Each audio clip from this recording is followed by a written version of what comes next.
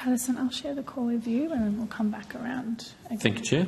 I just want to touch on these constitutionality issues that the Chair has raised, because I do recall almost exactly a year ago in a hearing like this into the legislation that was ultimately struck down by the High Court, similar questions were asked about constitutionality and similar encouragement or comfort was given about the constitutionality of the previous legislation. Why should we have more confidence as a parliament this time that that advice is correct? Senator, and I'm not a constitutional lawyer. Everyone will tell you that they're not a constitutional lawyer, but I'm Neither not. am I. But what I would observe is that the jurisprudence that's emerged through NZYQ and now YBFZ is helping to us to understand better the boundary between the judiciary and the executive, and the definition around what functions are considered prima facie punitive by the court, and that additional reasoning in YBFZ has helped shape the approach to the provision. Sure. Certainly. Sorry, the Secretary just asked me whether or not when we gave evidence we were providing evidence without reason, and I can't actually recall the date of the hearing relative to develop the legislation.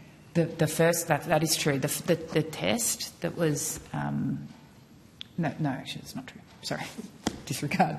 Carry on, we'll strike the record.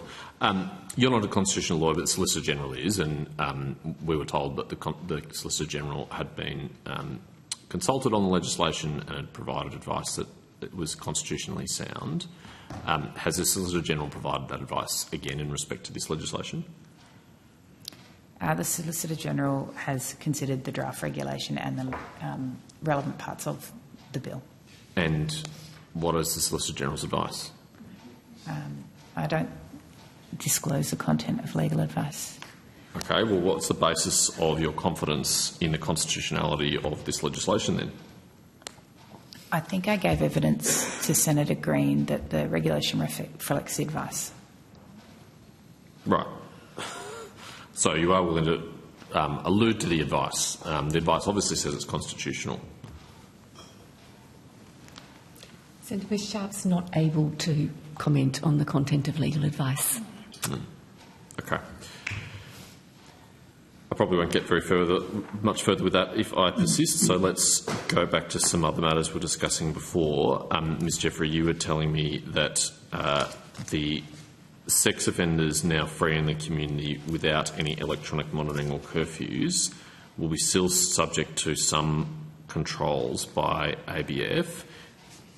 Could you just clarify exactly the nature of those controls again? I think you said that you would call them. They are required to call the department. Yep. So that would be the reporting condition. But over and above that, we would have compliance officers visiting them as well. Mm-hmm. So if they comply with their requirement to call the department, call the ABF, what does that involve? Is it a daily phone call? Is it a weekly phone call? What are they required to report on the phone call? It can vary, but all of the YBFZ caseload have daily reporting conditions if they don't have electronic monitoring. Okay. And what's the nature of the report they're required to make when they contact you? They just call into the department. We check on their address, make sure they're still at that same residence so we know where they are, any other welfare concerns or anything like that. Do you ask them whether or not they've been near a school or a childcare centre? We'll probably remind them of those conditions if they have those conditions. How then can we have confidence that they're complying with those conditions? We work with the State and Territory Police around that. Mm-hmm. And how do you work with State and Territory Police? Just that they're aware of the cohort as well, and my case officers in the States will be, working closely with the local police in that area who will be aware. So police monitoring the movements of detainees? Together. We work on it together. Mm-hmm. But are they monitoring the movement of detainees? You don't have electronic monitoring on these people. Presumably police don't either. How do they know whether or not they've gone past a school? It would only be if it came to our attention. How would it come to your attention? Through work with the police. And that's what I'm asking. How would the police know? because they would be aware of the caseload as well. But then you've just said they're not monitoring them. They can't. They Not don't have them. electronically, no. No. So are they under surveillance? No, they're not, Senator. Right. So they're not it would be being the same monitored. as police interaction with others in the community. Indeed. But others in the community don't have a requirement to not go near a school. So how can we have confidence these people are not going near schools? Senator, the offence provision that attaches to that visa condition still applies. So, for example, should someone be seen to be near a school and that's reported to the state or territory police, that very clear offence provision, they will have breached their visa condition and they're up for a fairly significant offence. How would a member of the community or a school or anyone know that this person was a prohibited person who's not allowed to go near a school? I think that would just be they're observed. In the ordinary way, if someone unusual is hanging around a school, the school may well report that to the police. Right. How many of the cohort breached their visa conditions? There's a technical legal answer to that, which you're probably not interested in, but the answer to that is 0 because the visas were... That was going to be my follow-up question, but we'll come to that. I'm interested in the operational answer first, and we'll get to the legal answer second. So while Mr Thomas is looking for the data, Senator, breaches ranged from small breaches of curfew time, arriving home 10 minutes late, through to more significant breaches. Yep. And, Senator, I've got data as of the 18th of October. Okay, we'll take that. So as of 18th of October, the department had submitted 143 reports of crime to the AFP. So we do that where there is a suspected breach for the AFP to further investigate. So that's 143 instances of crime. That's not necessarily 143 individuals. Presumably could be some individuals committing it multiple times. Do you have the number of individuals? I don't have that broken down, Senator, by the number of individuals, just the number of referrals, noting that they'll be investigated, not all will result in a charge. And I think we've provided the number previously on Migration Act offence charges.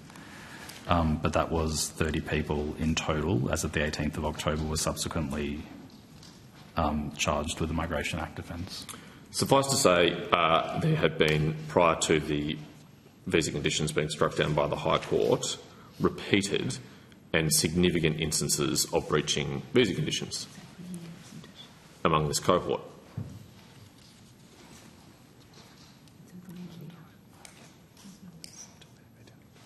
Yeah, so Senator, that number of breaches relates to the period of almost a year, I think, over which they took place. Yes, that doesn't give me any comfort.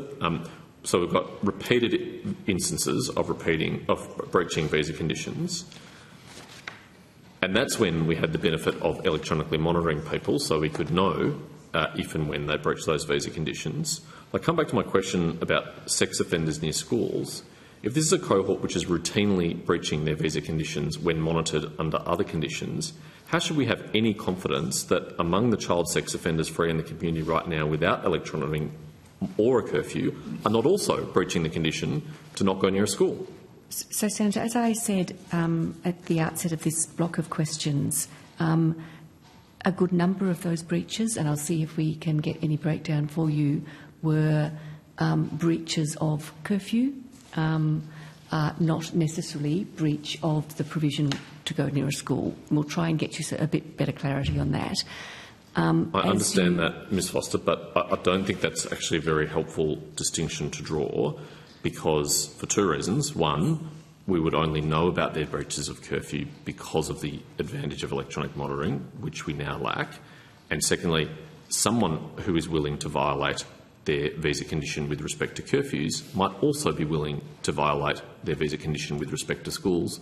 And because they are now not electronically monitored, we don't know if they are doing so.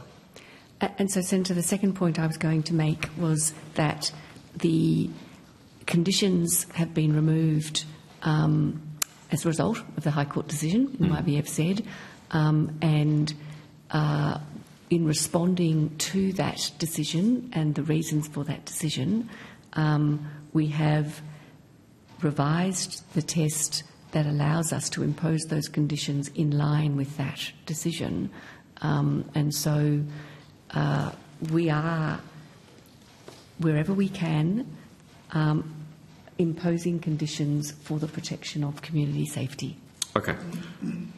Prior to YBFZ, how many visa holders were successfully convicted for visa breaches?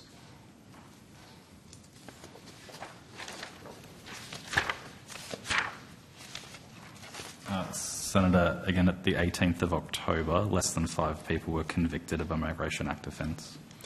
How many of those fewer than 5 people convicted had a custodial sentence imposed? All of those individuals received a suspended sentence.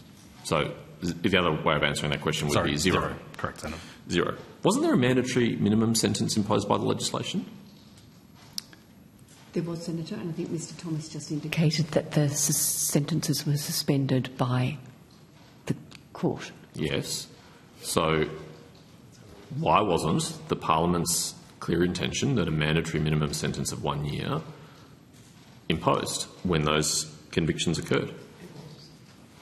So the sentence was suspended. Yeah. Do you want to answer that?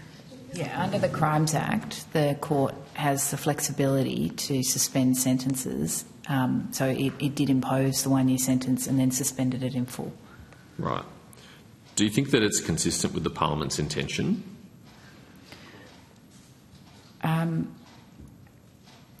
Senator, it's consistent with the operation of the law. Yeah. Mm-hmm. I don't think that when parliamentarians voted for a mandatory minimum 1 year sentence for visa breaches, that they intended that in every instance where someone was convicted of that they would be immediately released into the community under suspended sentences. I intended it to be lawful. You didn't vote for it. I intended it to be lawful. You didn't vote for it, Senator I thought it should be Shoebridge. lawful. I think if you told most Australians that mandatory minimum sentences don't actually mean going to jail, they would be surprised. Senator, I can only repeat, it's operated in accordance with the law. Indeed. Okay. So how many people have been relieved or had their convictions quashed as a result of YBFZ? Senator, I don't have that exact figure in front of me. We will need to check with the Australian Federal Police, but I understand it to be slightly above 20, but would need to check that with the AFP. Right, so accuracy. That means there would have been 20 convictions. Sorry, just to clarify, the charges were dropped. Okay. Charges were dropped Apologies. for 20 people who violated the conditions of their visas. I'd have to check that number, Senator, but I believe... Okay, my in the understanding vicinity with the AFP, of, think I won't it's- hold you to it, or notice given the exact number, in the vicinity of 20 people's charges were dropped as a result of YBFZ who breached their visa conditions. How many convictions, though, were overturned or quashed, whatever the terminology is? That Constitution thing. I think we're hesitating because we are not. We would need to take on notice the precise legal mechanism that the conviction of an offence that is subsequently based on an unconstitutional provision, exactly what the legal terminology is. But I think we've already. I'm not hung up on the terminology, Okay. I just want the numbers. Well, I think we've provided evidence that there were 2 convictions, and those would no longer, based on YBFZ, be valid. Okay, all right. I look forward to the clarity that you can provide on notice. How many community safety orders have now been applied for? No community safety orders have been filed yet, Senator. Ms Sharp, as you know, we discussed this in Senate estimates 2 weeks ago, and I was given the impression that we were close and that applications were about to be made. Was the advice wrong that we were close, or is 2 weeks not close? I think I said in the coming weeks, and I still consider that was correct evidence. Well, the coming weeks could be 100 weeks. That would still be in the coming weeks. How many weeks is the coming weeks? It is incredibly difficult to put a hard deadline on this due to the exculpatory evidentiary requirements that require this intensive documentation review before we file. I do keep very regular tabs on how that process is going. I do still anticipate we'll file in the coming weeks. That will be good. The 6th of December is the 1-year anniversary since this preventive detention legislation was rushed through. So I ask again, what's your level of confidence that one application will be made for a community safety order in the 12 months following the passage of the legislation? I don't think I have anything to add to what I've already said. Fair enough. When did the department commence drafting on this bill?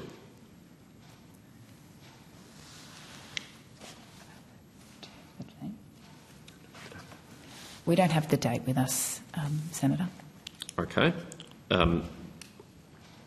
When I asked you about this in Senate estimates in a more timely way than either of us realised, you said that the department had done extensive preparations.